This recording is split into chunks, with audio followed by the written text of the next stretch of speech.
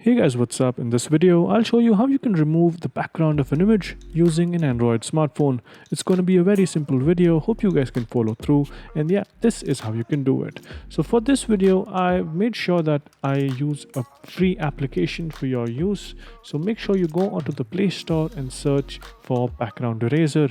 It is made by Handy Closets Incorporations. Make sure you download this app. It has good ratings and works pretty good as well. So once you've downloaded the app, just open the app and select the image that you want to remove the background from. Let's say I want to use this image for this video. Once you're satisfied with the crop of the image, just click on done on the top right corner. Once that's done, you can see it has a bunch of modes. Now if you want the best result, select the magic mode and tap on the area that you feel like you want to remove the background from. Now if you think you've done a mistake, just click on undo, and again you can repeat the process once again. It's pretty easy. All you have to do is trace out all the places that the background is there. You can even do the manual mode, which is simply a more precise eraser in my opinion. This does not magically deselect the subject, so make sure you use the magic tool as much as possible. If you need some fine tuning, you can use the manual mode as well. It's always there.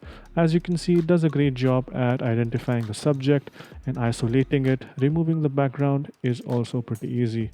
I'm doing this live while recording this video, so I'm pretty sure it's going to be easier for you if you've done it before.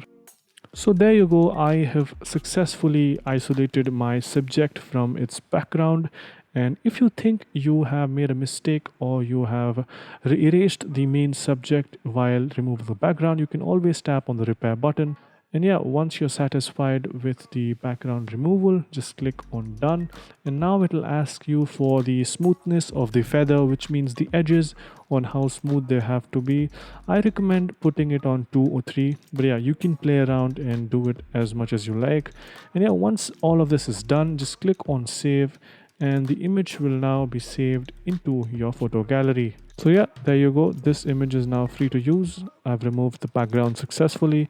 Hope you guys found this video helpful. If you did, make sure you subscribe to the channel, like the video, and also comment down below on what next videos we should make. So yeah, that's pretty much it for this one. Thank you for watching. Bye bye.